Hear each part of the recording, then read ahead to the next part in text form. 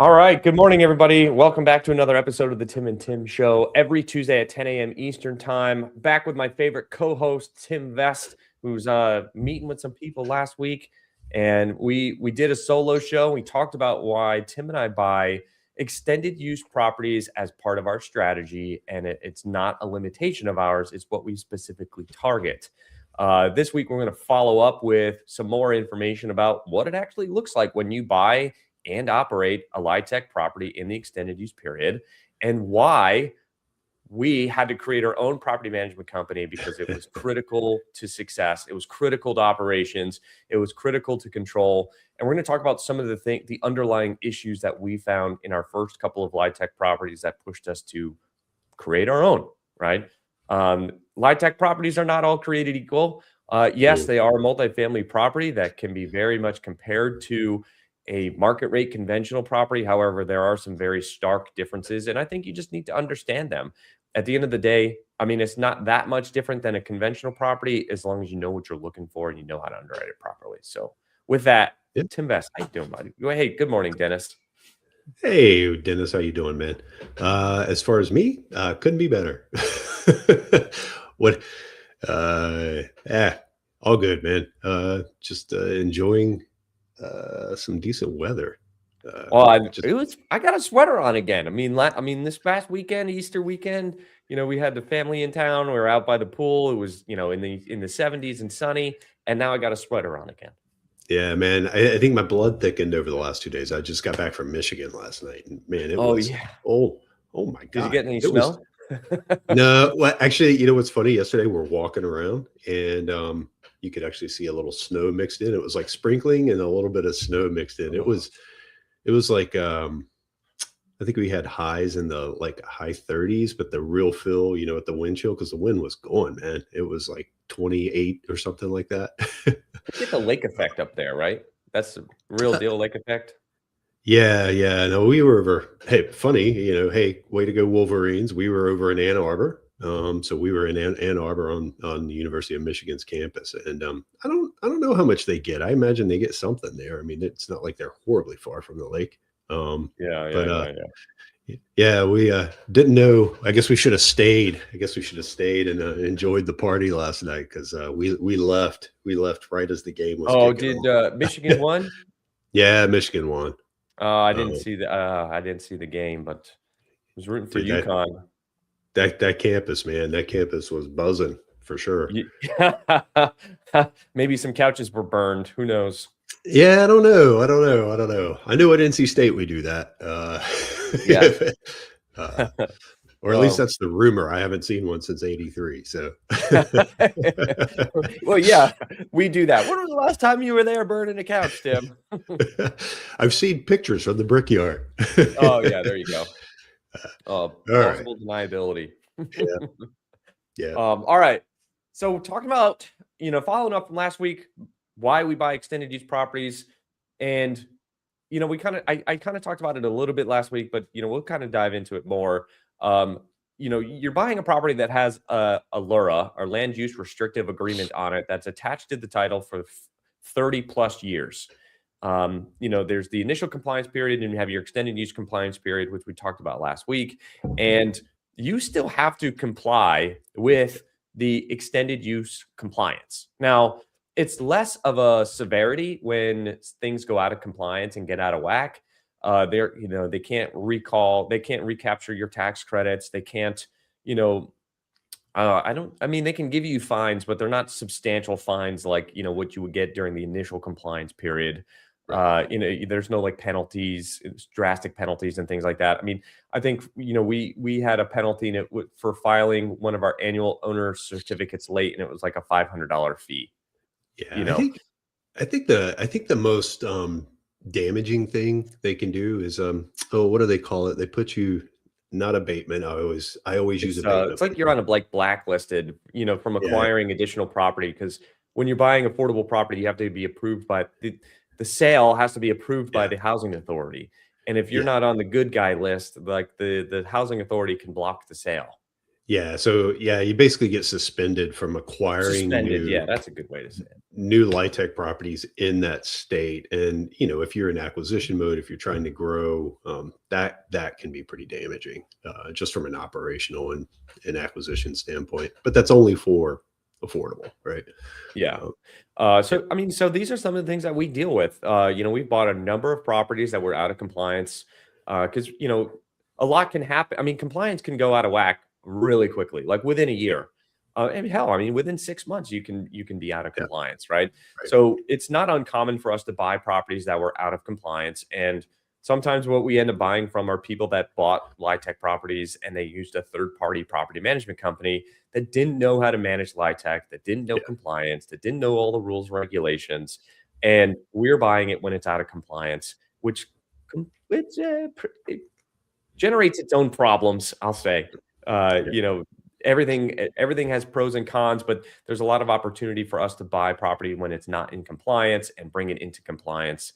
Along with that comes rent roll increases and rent bumps and things like that. So it's not all bad. You just have to understand what you're walking into.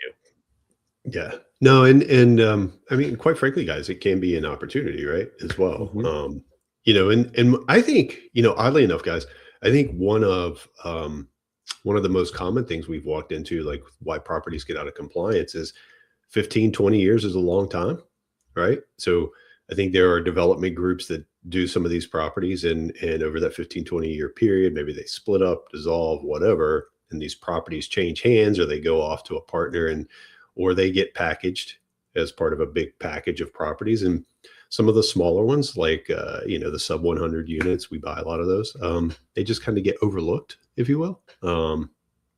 And so that they overlook the compliance piece, and it just falls by the wayside. Mhm. We've seen, oddly, strangely enough, guys, we've seen a lot of that, Yeah. quite a bit of that. What would you say is one of the things that has caught us by surprise for the first time in a LURA or with like the compliance process with one of the housing authorities that we work with? Um, Honestly, for me, working with the housing authorities, I think one of the biggest things that caught me by surprise is when a property is out of compliance for, I don't know, 2, 3 years, 4 years before we bought it, and then the immediacy that we're asked to get it in compliance, right? Yeah. I think I think that is probably one of the biggest things. And guys, like we've had conversations, and people are like, "Can't believe the housing authority is doing this," and you kind of sit back and you look at it, and you're like, "But I think we all try to get off on the right foot, right? So maybe that's the opportunity for the housing authority to say, hey, listen, like this other group just they didn't care. They didn't respond. Let's see if we can get off the right foot with these guys and set a different standard with them from the start." So you kind of got to give it a little bit of grace like that, right? Mm. But yeah, that to me, Tim, that's probably been the biggest surprise is How many phone calls have we had where we're like, it's been like this for 5 years. Why is it yeah, my problem now? Like, why are you holding me accountable to a problem yeah. that's been here for 5 years that needed to be fixed 5 years ago? That you're telling me if it wasn't fixed 30 days ago, you're gonna suspend me. My favorite. Sorry, I know we're getting on that little tangent. My favorite was lead abatement. Right? Remember that? Oh God. We Yeah, there this one. we had we they the first year that we owned it, and man, this thing had been in LIHTC for like 24 years.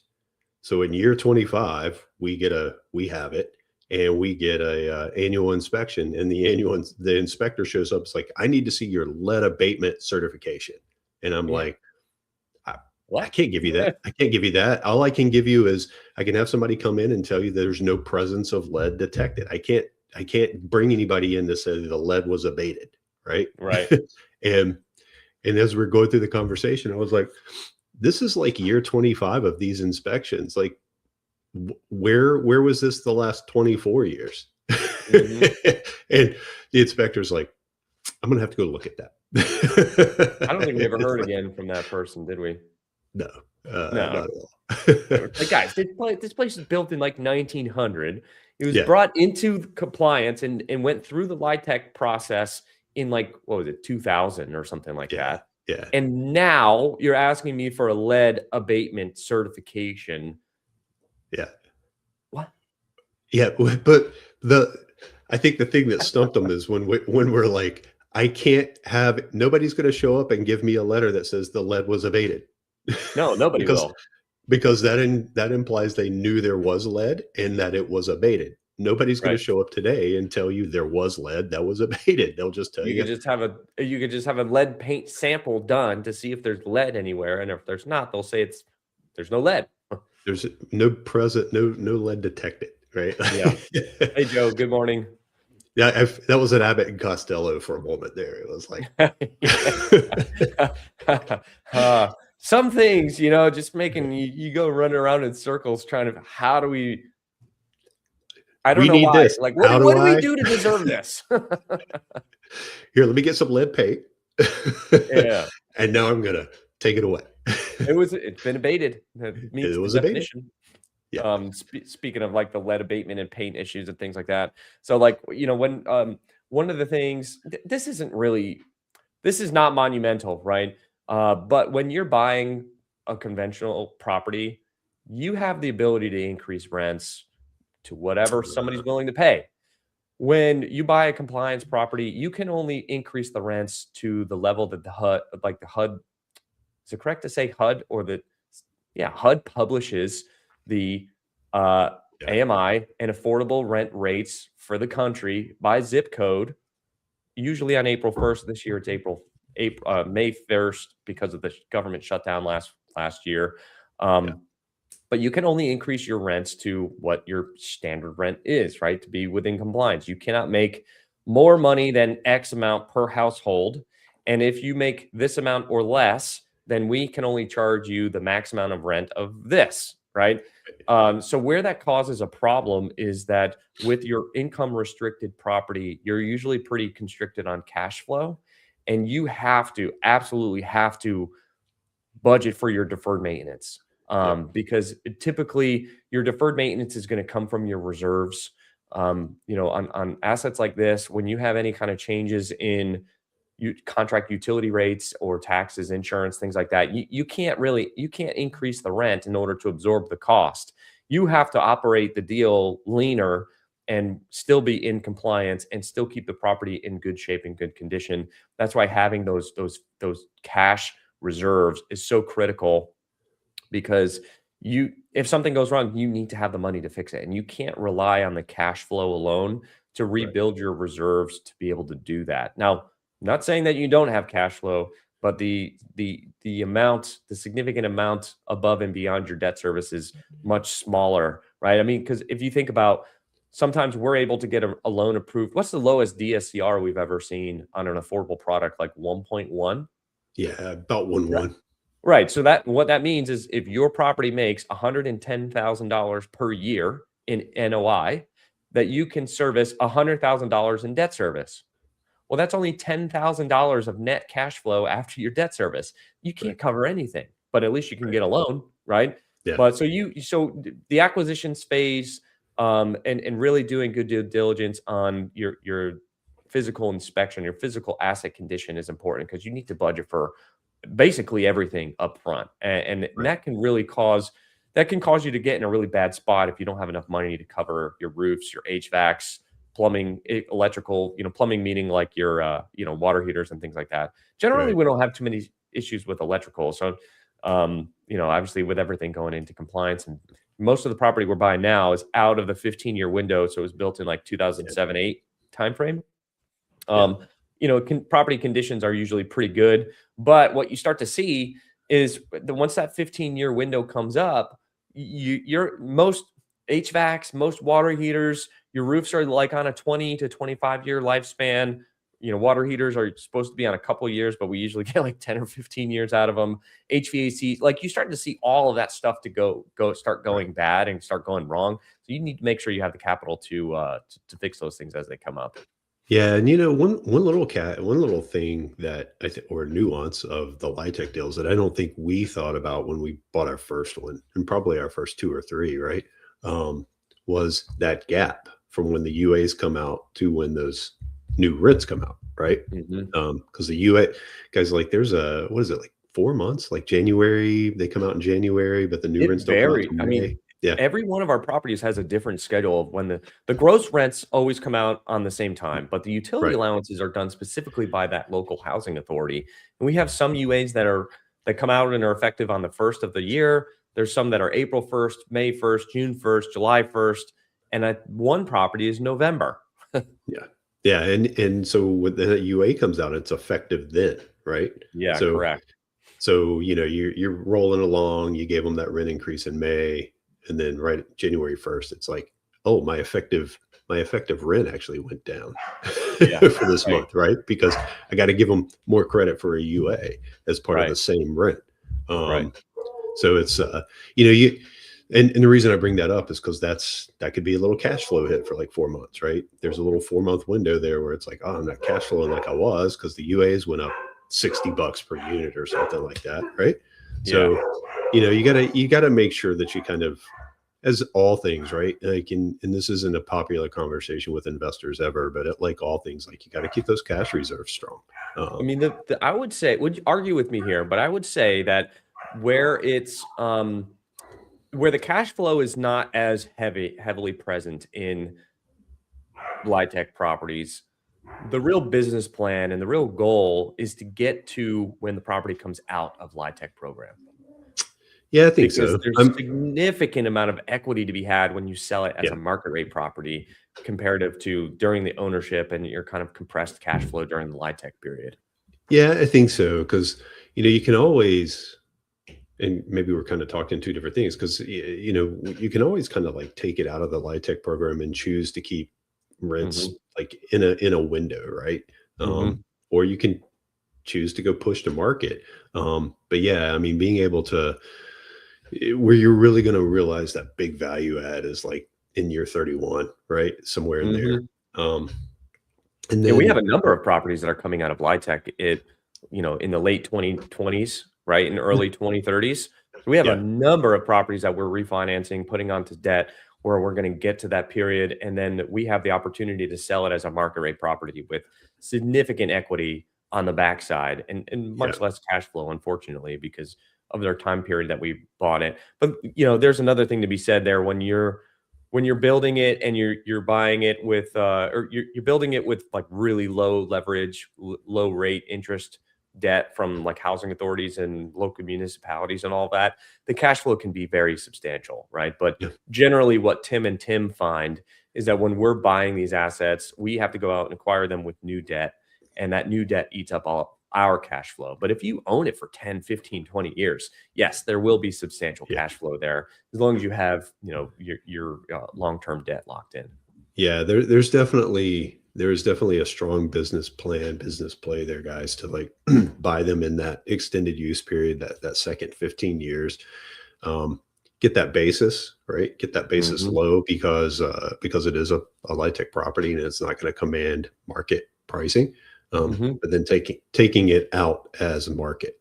Even, I mean, like I was saying, like you can still charge the lower rent, still be the affordable option in the area, but because you're in that market rate area or range at that point, it's going to Classification. command. Yeah, Yeah. it's going to command a higher price point. Yeah, Um, I mean, there's some property that we bought for like $60,000, $65,000 a door in a market that it's $110,000 a door right now, and that property comes out of LIHTC in 20, I think it's like December 2030 or something like yeah, that, or December 2029.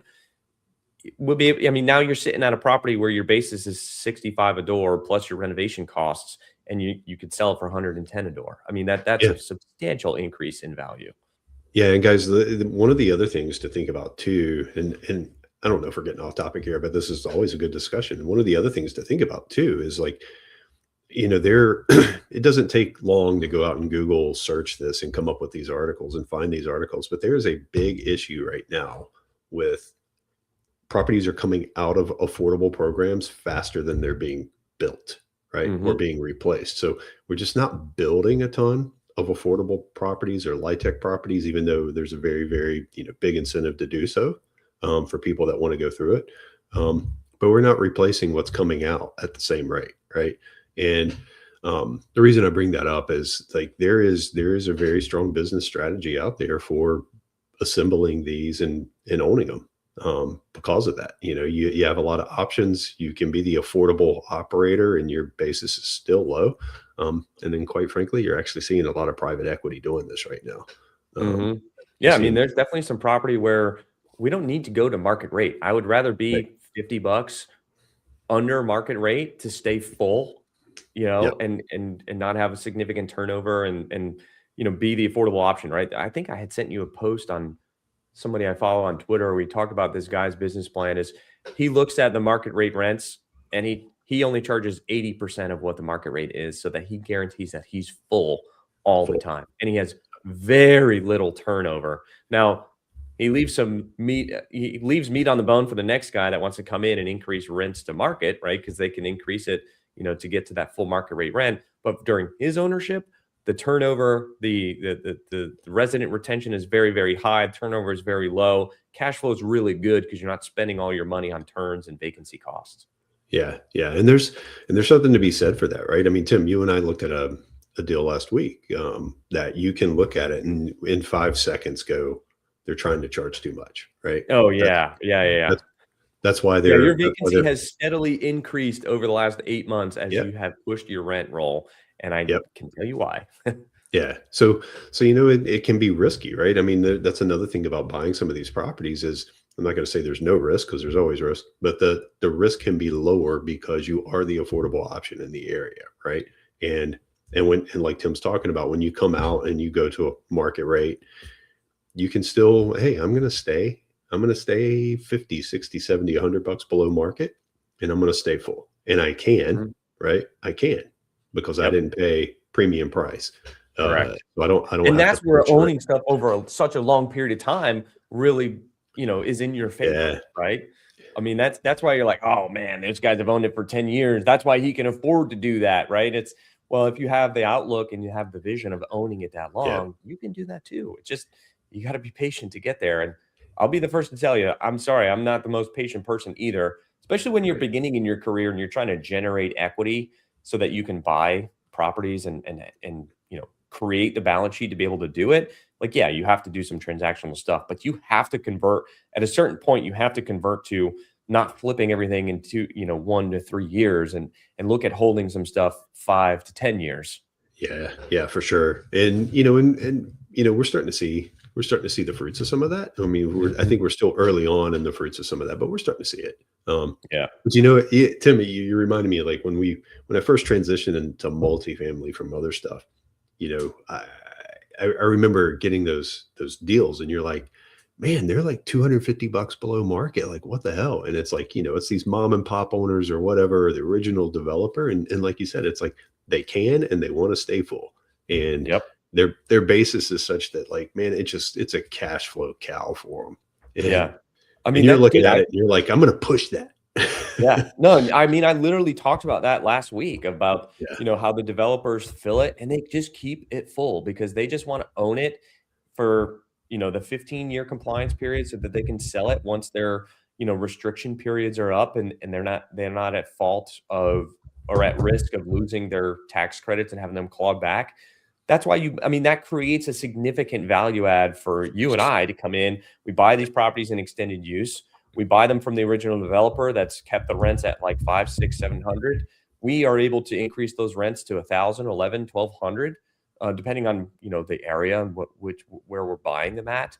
And then we can either refinance them and sit on them, or we can sell them to the next guy. And the next guy's business plan would be to own it now that it's at market rate, own it for in-place cash flow today, and their goal is 7 to 10 years away. They're going to sell it when it comes out of the LIHTC period, right? So it's Yep. like you got your first 15-year ownership, 15 to 20-year ownership, then you have your like 15 to 25-year ownership, and then your buyers that buy them like 25 years plus, where their Yeah.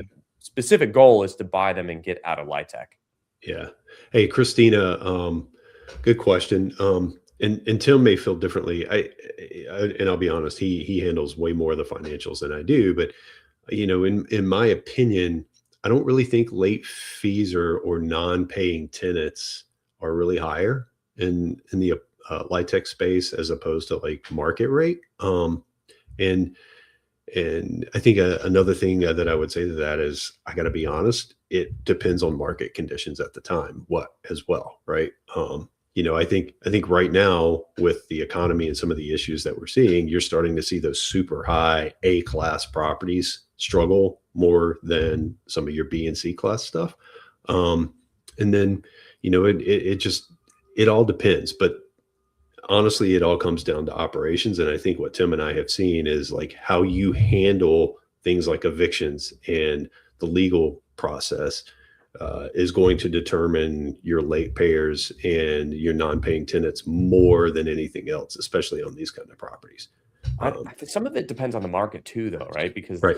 there's some properties where we can't really be that hard. We can't True. really be that strict on some of the processes, right? Because Right. if we evict somebody, I mean, maybe they pay late all the time, but Right. if we evict them for not paying, it might take us 2 or 3 months to refill that unit Right. because it's in such a small town. But we have other places that it's like we got a wait list of 20 people. Why are Right. we letting anybody slide here, right? Right. And you really have to pay attention to each asset individually to make that Right. determination of how your management company is going to operate for that property in that specific city. Yeah, so it always comes down to operations, right? I mean, at the end of the day, it's going to come down to like how you're operating more than anything else. Because as we've found, if you don't push on the things that you can push on, people will take advantage of it. And I think that piece is maybe a little more true in this space than some other spaces. But at the end of the day, I would challenge you right now to go out in this current market and economy and find an A class property that's not struggling in those places, because we've seen some things come across lately. And yeah, man, if you're trying to push rents and you're not keeping up with your operations and pushing tenants at the same time, your collections and your evictions are going to struggle. Yeah, I mean, you've done a lot of reading, and some people that specifically build B class properties where they build a really nice apartment complex Yeah, yeah, just yeah. with none of the crazy amenities, right? They Right. do granite and stainless steel appliances, LVP. I mean, it's a nice apartment, right? But it doesn't Yeah. have the dog wash center, and it doesn't have the pool table room, and this and that and the other, the courts and this, all Yeah. the A class above and beyond amenities where you can charge a premium for, and they find that they're full for longer because they Yeah. have a quality place to live, which is what people want, with none of the extra fluff. That's a nice thing on the marketing sales package, but I mean, I don't know how much people actually use it. But I mean, my friend lives in an apartment complex down the street. They have indoor golf simulators. Like, yeah, that's super cool. And he used it for like a week or two, and now he hasn't touched it again, you know?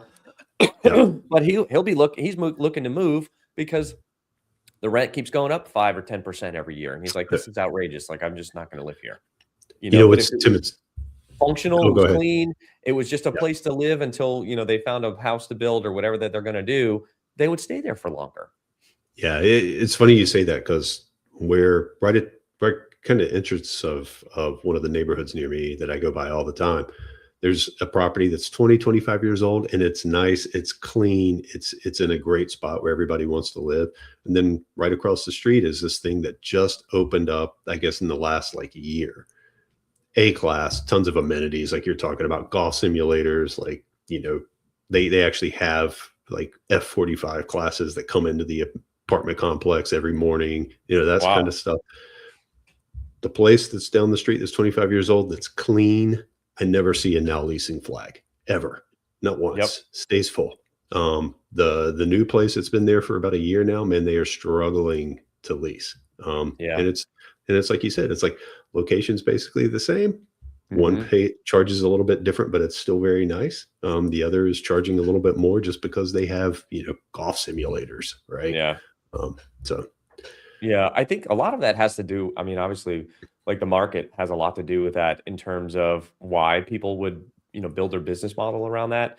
Because obviously some people are trying to get max value, max proceeds, yeah, and then you have the other people that have the long-term vision and outlook, and they're like, nah, let's just keep it full, and we'll have our rents below market rate, and make it something that's easy over the long period, right? And in 2020 and 2021, when debt was really cheap, people were buying those deals left and right, like that, pushing the market rate, push the market rate, push the market rate. But then the ones that are ultra successful, are the ones that have held for a very long period of time and are below that market rate and know the long-term game rather than the short-term flipping game and pushing value. So, Yep. All right. Yeah. So, all right, guys. Well, I mean, so I guess to wrap this up, I mean, there's really no difference between buying a conventional property versus a LIHTC property. A lot of it comes back to your underwriting and understanding what you're buying and how to budget for it properly. And just understanding that the complexities around LIHTC are a lot higher than market rate. It is there's a lot of red tape. There can be a lot of compliance issues that you have to work with the housing authorities on, and it's nothing that can't be solved. It just takes time, and you have to just know what you're walking into. We've learned that over time that maybe we were a little bit too aggressive on some of our timelines to complete some things because there is more red tape. But at the end of the day, it's like you're still buying a multifamily property. A lot of the principles and economics are the same, but there are some nuanced technicalities that you need to know, that you need to be aware of, and have somebody on your team that knows LIHTC or has done affordable properties in the past, because they're going to be able to help guide you through that process and really keep the guardrails on what's reasonable and achievable versus what's just completely out of scope. So well said. All right, guys. See you next week. Actually, I will not be here next week. I will be on vacation next week. So Tim Vest will be doing his own next week. So, this will be fun. Yeah. All right. I'll see you next time. Peace. See you guys. Bye.